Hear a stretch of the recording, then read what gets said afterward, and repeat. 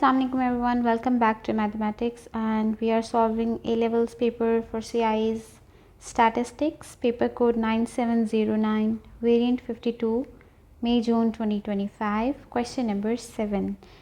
Question 7 says kestrels are birds whose adult wingspans are normally distributed with mean 74.8 centimeter and standard deviation 3.2 centimeter. A random sample of 120 adults is selected. How many of these kestrels would you expect to have wingspan between 72.4 centimeter and 76.3 centimeter? So as it is clearly mentioned that this is a question of normal distribution, so let's understand it in the same way. This is mean, mu, and this is standard deviation. Okay, now let's understand what they have given us. They have given us x between, x is defined to be your bird's wingspans, okay, and the values for x are between 72.4, okay, 72.4, so it must be greater than 72.4 and less than 76.3. This is one thing that they have given you. Okay, now what are you supposed to find? Okay, let's write down the rest of the things also. Mu is given to be 74.8, standard deviation is given to be 3.2 centimeter. Now we have to find, okay, when it is normally distributed, you know how to deal with a normal distribution question. So we need to first find, whenever we have x values, we first find the z values by using the formula that z equals to x minus mu over standard deviation. Okay, now what we do here, let's substitute both the values to find your z values for it. So let's begin. Your z value for x 72.4 will be 72.4 minus 74.8 over 3.2, and your second z value will be 76.3 minus 74.8 divided by 3.2. So we will get them to be equals to, this value will come out to be minus negative 0.75, and this value will turn out to be 0.46875.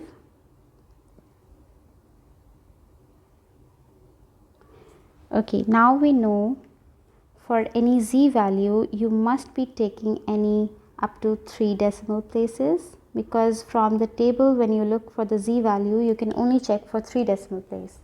So for any z value you take values for 3 decimal place. For probability you take values up to 4 decimal place. Okay, now so to round it off, it will become 0.469. Now write this. You need to find now the probability of z greater than 0.75, less than 0.469. Now we will understand this visually with the help of a bell-shaped diagram. Okay,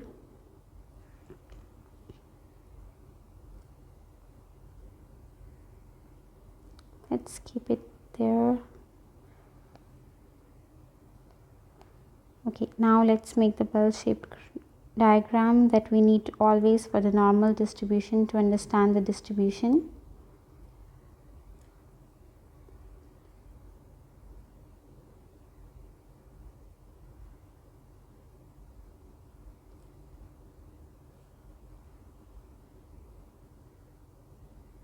Needs to be in the middle. Okay, fine. Now what are we talking about? There is a value that is minus 0.75, so any negative value must be on this side.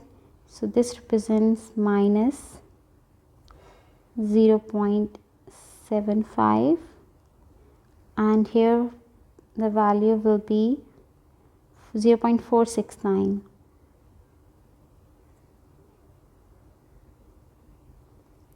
So we need the area between them. Okay, how will we achieve the area between them? We need phi value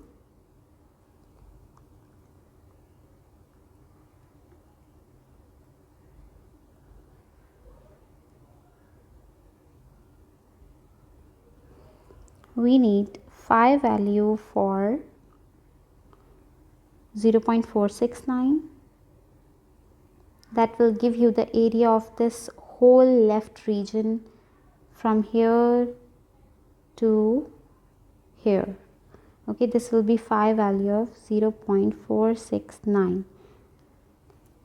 But for the negative values, we don't have any value on the table, so for this reason we need to flip this. So okay, I made it a little bigger version, so let's first reduce this. This is your one graph. Now let's take another.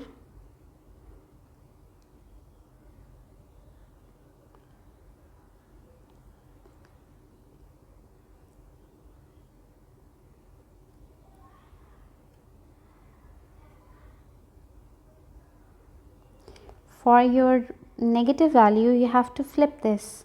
When you will flip this, you will be getting 0.75 value somewhere here.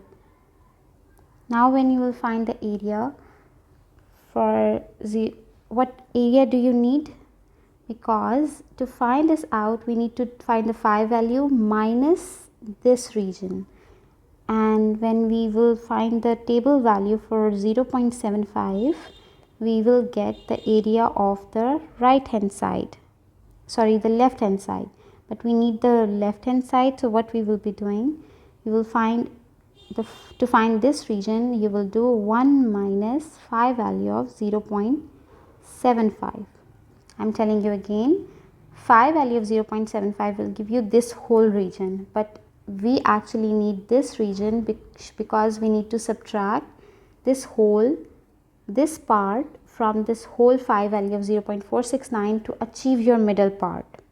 Okay, so to achieve this, we need this area of this right hand side when we flipped it, because the data is symmetrical. So when we will do 1 minus phi value of 0.75, we will achieve this part. Then you will be able to subtract it from your phi value of 0.469. You will subtract this value, whatever you get, that is your 1 minus phi value of 0.75 to get the required region. So let's find out the values. Okay, so phi value, now we have this normal distribution table, so we need the phi values for 0.469. So 0.469 will be 0.46. Where they coincide? They are coinciding here. And 9 would be this. That means we had to add 32 in this. Okay, your value is 0.6772. We need to add 32 or 0. 0032. So when we have to add 0.0032 or 32, we end up getting 4086. So 0.6804 is your table value for this. Now we need to find the table value for 0.75. 0.75 is this.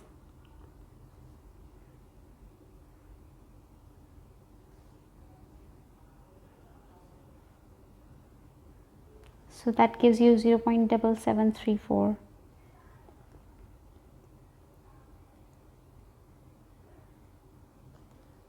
Okay, these are your two values. Now let's write them in an appropriate way.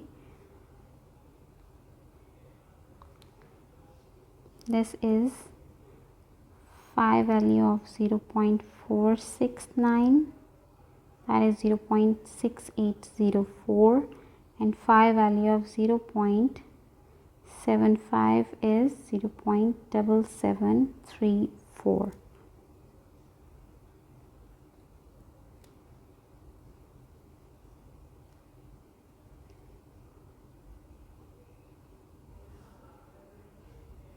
Okay, now solve this. What we need actually, we need 1 minus 0.755 value.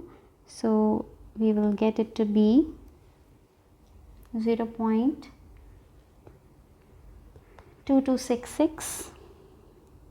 That will be 0.2266. So we end up getting 0.6804 minus 0.2266, and that gives you finally your this probability for z greater than minus 0.75 and less than 0.469 is 0.4538. Okay, this is how we calculate this. Now, okay, yeah, now what they said is not just this thing, but they are asking for one more thing that is not usually in your questions. They don't ask, they just ask you to find the normal distribution. But yes, this must be this, they could ask something else also. So what are they asking? How many of these 120 adults would you expect to have wingspans in this range? So we found that wingspan between this probability of having a wingspan between 72 to 76.3 is this. So if you multiply this with 120, you will get the required number of adult kestrels who could have this probability. So you can do 120 times 0.4538. 120 times this is 0.4538 gives you 54.456. 54.456. Okay, so the number of kestrels must be a whole number. So how many of these would have this expected wingspans? So obviously it could be 54 approximately kestrels who will be having the wingspan between 72.4 to 76.3. I hope you get this part A. Okay, now let's move on to part B. Part B says the masses of the adult kestrels are normally distributed with mean mu kg and standard deviation sigma kg. It is known that 20% of the adult kestrels have mass greater than this and 28% have the mass less than this, 0.185. Find the value of mean and standard deviation. So let's write it down. It tells you that this is your x value, this one and also this one. So they say we know that z is equals to x minus mu over sigma. So for your x value to be 0.202 kg minus mu over sigma is this, okay, as some z value that you need to find. And for the other one you will be having 0.185 minus mu over sigma. Okay, these are your two equations that you will be getting, but you need to find the z value because you have the probabilities also. So for to have the mass greater than means to have the mass, you write it this way: probability of x greater than 0.202 is 20%, so that means 0.2, and at least we write 2 decimal places for the probability, like 3 decimal places, no, actually 4 decimal places we do write. So like this. Now we need to find what is the second condition, that is a probability of, and 28% have the mass less than this. So less than, x is less than 0.185 for 28%, so 0.28 is the probability. Okay, now this is the reverse working, and you have to check your required region and then have to identify from the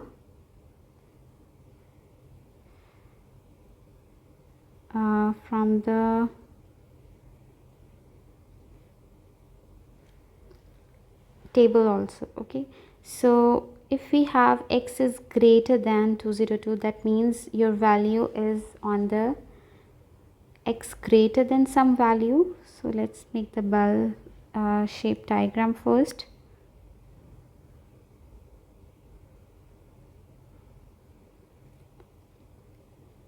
One more try.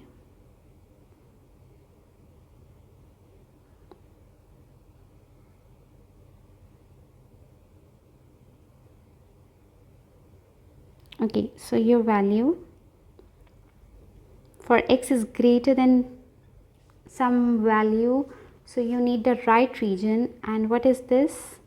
The right region must be less than half. It's a 0.2, so that means right region must be less than half. So your value must be somewhere here, so your right region is a smaller region. So this is your actually the value. Okay, now this value must be positive, but whenever we look for this, we will be looking for, now we have to look for the second one for this region. Okay, so let's first continue with the table and find the value for the first and then skip to the next. So for here what we will be doing is we need the probability to be 0.2. Actually for any z value you always get the area of the left side region, so you need the other region, you need to check the other region. What will be the probability of the other region? 1 minus 0.2, that will be 0.8. so we need to check the probability of 0.8. so where is the probability 0.8?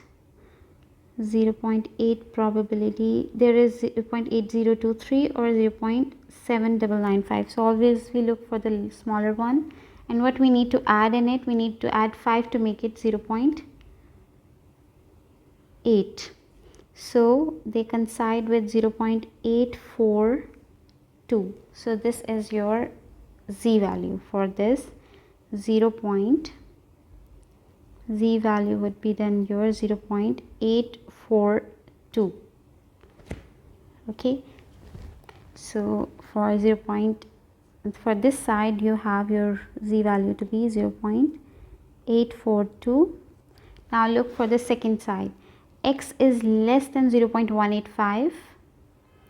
So and for which we have the probability to be 0.28. So 0.28 means, first we understand it on the bell shaped diagram. Let's copy the same one and see where is your 0.28 corresponds to. So you need the region to the left less than half, less than 0.5. So to the left, if your value will be somewhere here, then you will be having your area less than half to the left. So that means you need this z value. So okay, for this you must be having the same, but this must be then the negative z value. Okay, so we don't have any negative z value on the normal distribution chart. So what we will do, we will be flipping it. When we flip it, we actually need the right hand side, but when we will find the table value for this, we will be getting the area for the left side. So that means 1 minus 0.28 will be the probability that will be corresponding to the z value. So what is 1 minus 0.8? Sorry, 0.28. So 0.72. So we need 0.72 probability we need to check to find the z value. Okay, 0.72. 0.72. So we have 0.7190. We need to add 10 in this to make it 0.72. So we end up getting 0.583. So your z value will be 0.583, but this will be your negative value because actually it is on the left hand side. So your z value would be minus 0.583. So this is actually equals to minus 0.583. Okay, now this is where you achieve two simultaneous equations that you will be solving to get the value of mu and sigma. Now solving them simultaneously.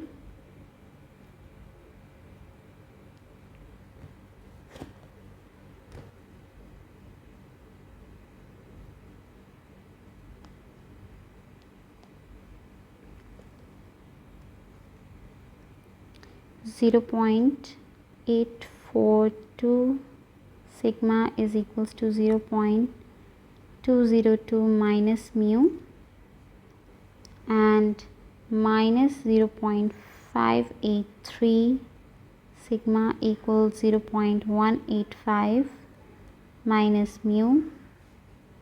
So when you add them together,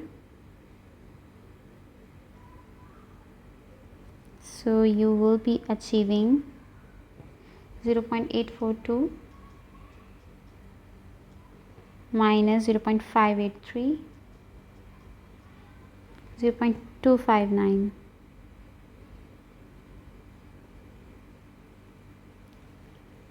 Zero 0.202 minus 0.185, that gives you 0.017.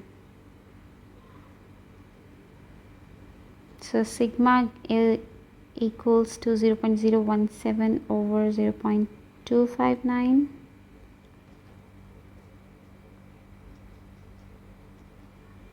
That gives you 0.0656. 0.0656. Now substitute this value in mu equation.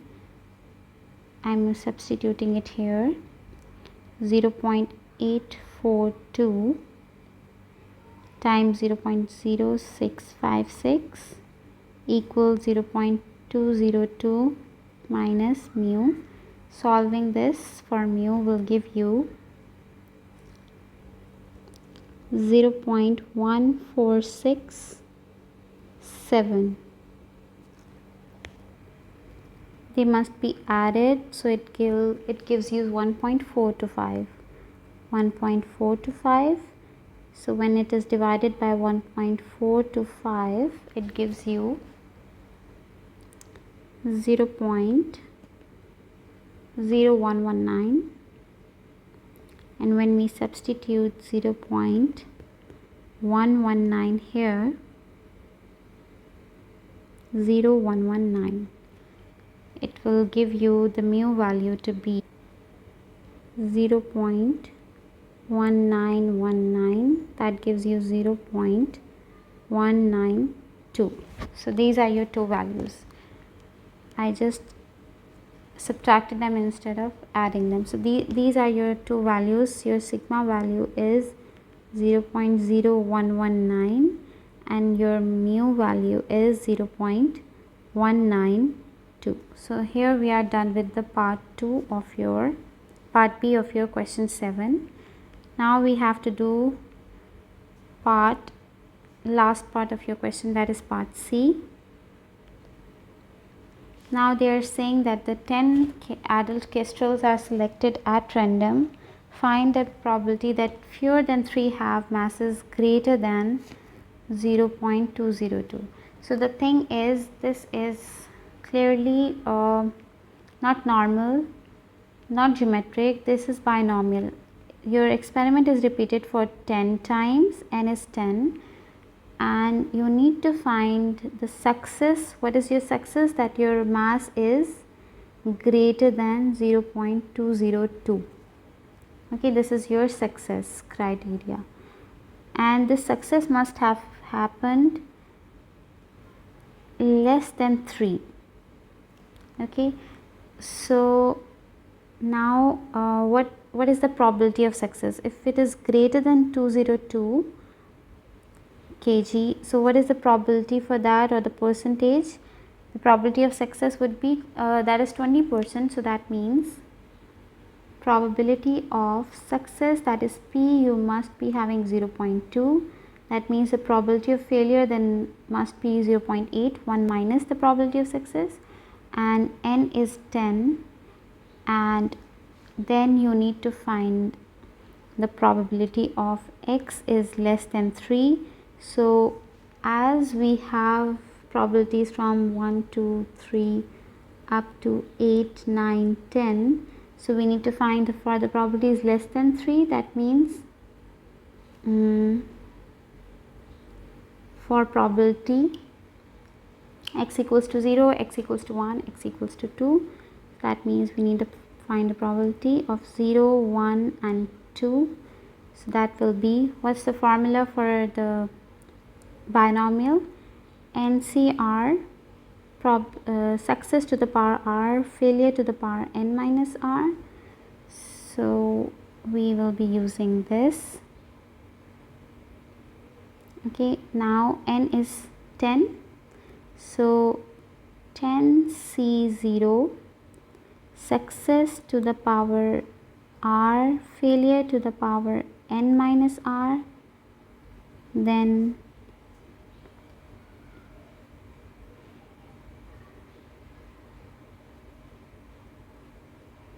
we have 10C1, success to the power r, failure to the power n minus r, that is 10 minus 1, 9, and thirdly 10C2,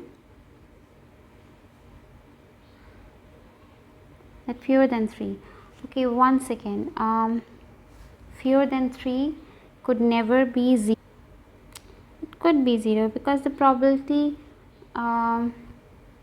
yeah, we always start counting the probability from zeros. okay, that's fine. 10C2, 0.2 to the power 2 and 0.8 to the power 8. So now we will just calculate this, and after calculation we get, this gives you 0.67779, so you can round it off to 0.6778. and that will be your final answer for this part C. So I know this question goes a little long, but this is how a normal distribution question is, but still when you will do it, because I was explaining everything so it took so long, but you can do it quickly when you understand the concept clearly. So that's all about question number 7, and in this way your whole paper is also finished now. So that's all about statistics paper. Thank you. Allah Hafiz.